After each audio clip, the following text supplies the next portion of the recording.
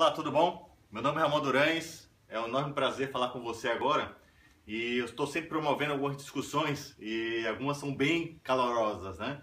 E uma delas é justamente sobre essa relação entre o DBA e o desenvolvedor de software, né? Provavelmente você, desenvolvedor de software, já participou de alguma discussão sobre como funciona o relacionamento da sua aplicação com o banco de dados. Ao longo dos últimos 20 anos e principalmente ao longo dos últimos 10, eu venho participando desse bate-papo junto com as empresas que desenvolvem software, ou seja, com quem vive realmente o dia a dia desse tipo de cenário.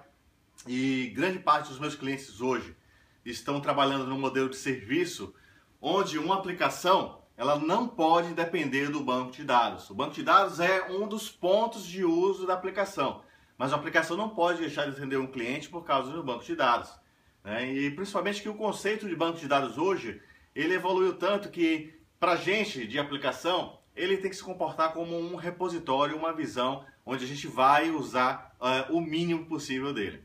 Porém, algumas pessoas que vêm de um momento anterior, né, e eu vivi esse momento, até antes do momento que a gente não tinha nem orientação ao objeto, acreditavam que desenvolver em camadas uma aplicação era jogar uma camada dentro do banco de dados. E aí, esse problema ele vem se alastrando até hoje, em pleno século XXI, onde as pessoas continuam tentando jogar problemas da aplicação para dentro do banco de dados. E eu queria até passar uma mensagem para os meus amigos DBA.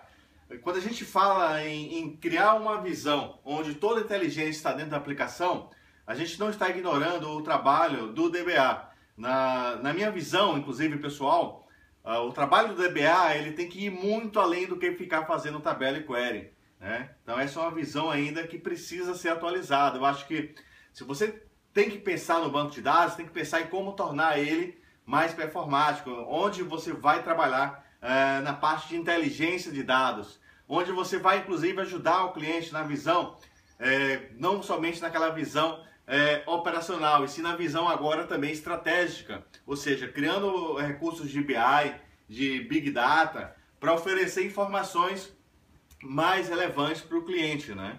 E deixar a cargo da aplicação o controle da inteligência. Porque quando você usa inteligência no banco de dados, você começa na aplicação a ter um gargalo dentro do banco de dados.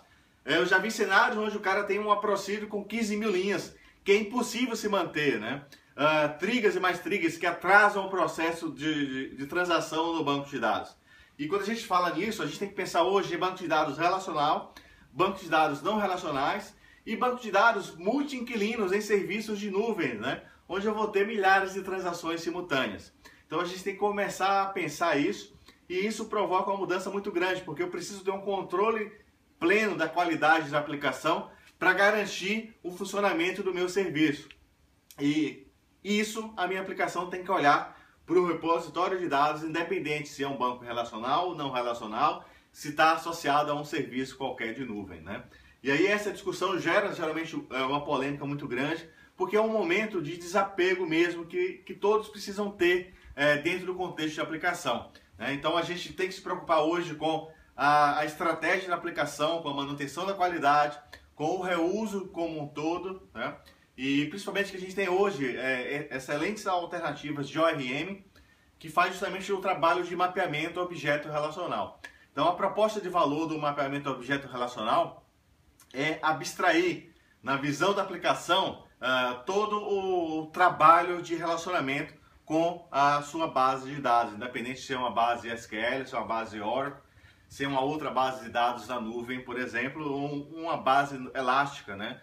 Não relacional. Então a gente está vivendo um outro momento, né? E a gente precisa tomar decisões diferentes. Não dá mais para você pensar em crescer agindo numa visão de cliente-servidor, né? Então esse modelo de cliente-servidor ele já não funciona hoje, né? Traz enormes gargalos nas aplicações. Se você vai escalar isso para um ambiente muito grande, uma aplicação que está completamente dependente do banco de dados, ela não vai conseguir entregar um serviço de alta performance. Tanto é que a gente faz um imenso trabalho para que a aplicação use o mínimo possível do banco de dados. E esse trabalho ele tem que nascer já na origem, né? A gente tem que fazer com que as pessoas pensem o banco de dados, independente se ele é um banco de dados local, se ele é um banco de dados em nuvem. A aplicação ela tem que ter um comportamento independente e ela tem que garantir o mínimo possível de requisições do banco de dados. Existe uma discussão muito antiga, lá do passado, coloca código na Stored Procedure, né? Isso é coisa realmente bem ultrapassada, porque os bancos de dados evoluíram muito, eles fazem compilações dinâmicas, né? E eles conseguem lidar muito bem com esse processo de queries, né?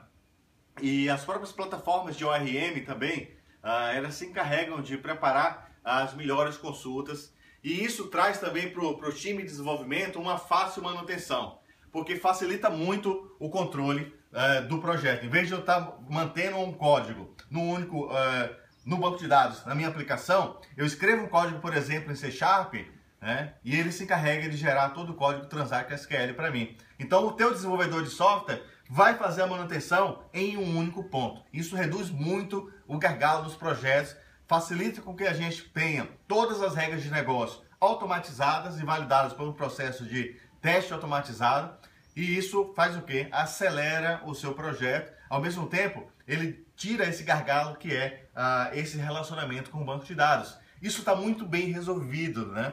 Isso está muito bem resolvido com o modelo de mapeamento objeto relacional. Então a gente tem que pensar hoje em Big Data e em outros cenários que nos levem no modelo de nuvem. Um forte abraço a vocês, lembra de curtir o vídeo e participe nos comentários. Essa é uma discussão sempre muito rica, a ideia não é gerar um conflito, mas trazer uma visão que precisamos repensar as nossas aplicações.